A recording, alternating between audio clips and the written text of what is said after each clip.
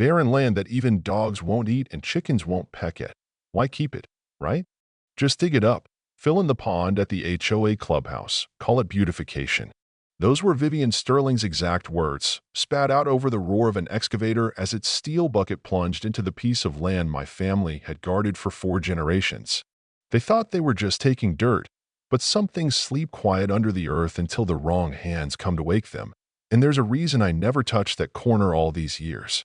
I just stood there, coffee cup going cold, counting the rhythm of the chain on the machine, thinking about how some mistakes don't make noise right away, but when they do, the whole world listens. That morning, I'd been flying my mini drone, a habit I picked up back at NASA, where precision meant more than sleep ever did. The soft hum of the quadcopter tracing the fence line usually calmed me, but the readings from the northwest corner were off, and then, out of nowhere, came the guttural growl of heavy machinery at 6 a.m. Echoing across our 200 acres like the ranch was coughing up its secrets. Watching the drone feed, I saw a bright yellow excavator parked right where Aunt Ruby used to warn us never to dig. There are secrets there, she wrote in her leather-bound journals, secrets you don't mess with for the sake of a flower pond. The irony wasn't lost on me. After getting fired from NASA for exposing cover-ups, here I was again, fighting people who thought they could dig up secrets and never face the consequences. I rushed across the field in my pickup, dust trailing behind, and saw Vivian in her white pantsuit, orchestrating the scene like a general, workers jumping at her every word, Diesel Murphy behind the excavator's levers, face tight with unease. Vivian, who'd moved to our Texas town and become HOA president in a matter of weeks, half the neighbors adored her, the other half avoided her gaze.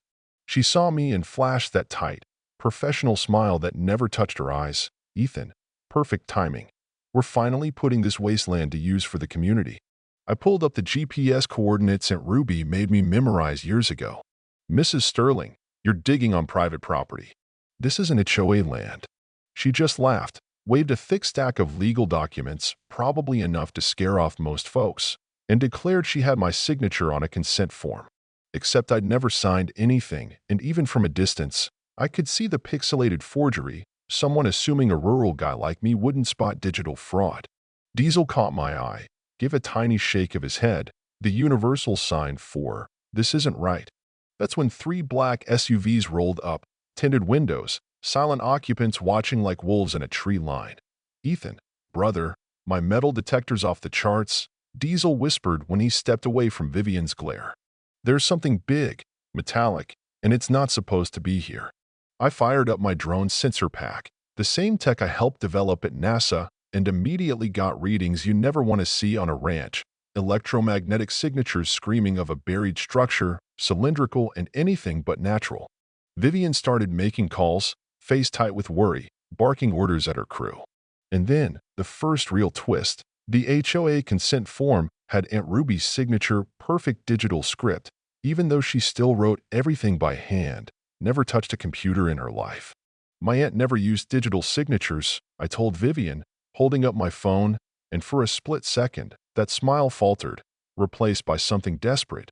But right then, my drone picked up a weak radio signal coming from underground, pulsing steady as a heartbeat.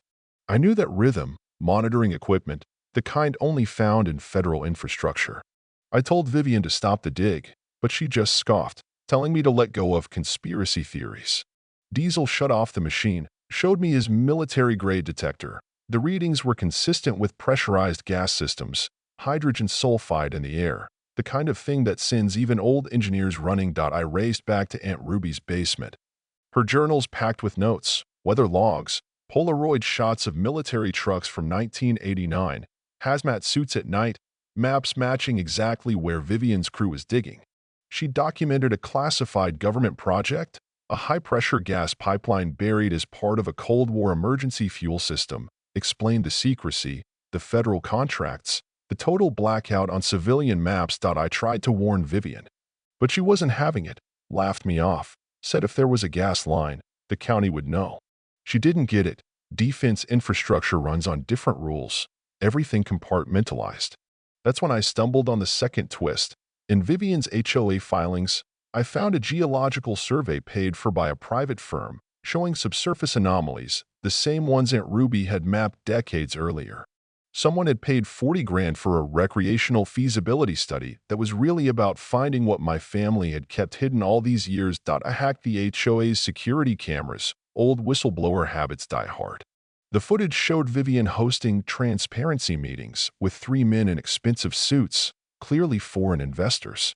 The beautification project was a front to unlock hidden value in our land. This was bigger than a flower pond. When I called the federal gas company, hoping for backup, I got transferred 3 times and finally told, "Sir, this pipeline is classified under national defense protocols. You're not authorized to know anything." Do you know what's scarier than a hidden gas line? A bankrupt lawyer streaming the dig to investors with briefcases full of cash. I raced to file an emergency injunction with the county judge, laying out Ruby's journals, my sensor data, and the legal forgery. Judge Wong, sharp, unflappable, studied the evidence, but Vivian's high-dollar lawyer, Morrison, rolled in, painting me as a paranoid ex-NASA crackpot with a psychological evaluation to match. It stung, seeing my life twisted like that, especially when the expert had clearly accessed personnel files no civilian lawyer should ever touch. Right as I was losing hope, my old NASA friend Elena arrived with satellite images. Subsurface electromagnetic anomalies, right where the dig was happening. Her data gave us a temporary restraining order 48 hours to conduct a proper survey, but Morrison countered, demanding a $50,000 bond if I was wrong. Legal chess, with lives at stake. Then, the third twist, Morrison's firm was part of a network facilitating foreign real estate deals near military installations, shell companies, flagged by the Treasury for possible money laundering. Elena ran the investor names, links to flagged Chinese companies. My phone buzzed. Elena's satellite data revealed not just one, but a web of pipelines beneath several properties in the Southwest. "Ethan, this isn't just your ranch anymore," she warned. "If they breach this, it affects bases across 3 states. Suddenly, Diesel called, his detector blaring alarms he'd never heard in 30 years. While lawyers bickered, the real danger was unfolding: pressurized gas venting, maybe seconds from disaster. I floored it back to the ranch. The site looked like a war zone. Diesel's men evacuating, his detector flashing red. I pulled out my phone and started live streaming on Facebook, figured the only way to stop a cover-up was to make it public. "This is Ethan Nakamura at Meadowbrook Ranch.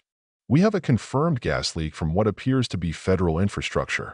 Vivian, now flanked by black-suited security, tried to shut me down, shouting about illegal filming and creating panic, but her voice was drowned by sirens and the piercing wail of Diesel's detector. Elena called in with satellite thermal imaging, her urgency making the live viewership spike from 50 to over 1,000. "Pressure spiking," she said. "If it escalates, this could be catastrophic." Diesel, pale, showed me his handheld. This wasn't just a leak, it was a controlled vent from a system with fail-safes, built for military crises, not HOA landscaping. The fourth twist hit when Aunt Ruby herself arrived, clear-eyed. Holding the journal with the 1989 Polaroids, federal contractors, foreign techs, and threats scrawled in the margins. Her records made it clear. Vivian's project had triggered a defense alarm, the gas venting both a safety feature and a call to authorities. Before I could warn anyone, there was a blue flash, gas catching fire, a 10-foot pillar shooting skyward. Sirens howled, emergency crews swarmed, my live stream exploding to 50,000 viewers, America watching as our family land turned into a battlefield. Vivian, suddenly desperate, scrambled to blame Diesel, waving pre-prepared emergency protocols. But the damage was done. In her BMW, makeup streaming, I caught a glimpse of the real her, a person who started down this road out of fear and desperation, now watching everything unravel on a screen in her hands. Then federal teams arrived, Department of Energy. Defense Infrastructure, led by Director Sarachin, who took charge with quiet, terrifying authority. She revealed they'd been tracking Vivian for months, her land surveys, foreign investors, flagged as part of a broader operation targeting defense infrastructure via real estate deals. Aunt Ruby, no longer feigning confusion, handed over 30 years of evidence, photos, notes, contractor names, everything. Diesel confessed Vivian had threatened his family if he didn't cooperate, and his secret recordings confirmed it. My drone had even caught Vivian admitting, even if people get hurt, the operation goes on. Money's already in. Our partners expect results, no matter what. Director Chen explained it simply. This was espionage, plain and simple. The evidence was overwhelming: money laundering, infrastructure,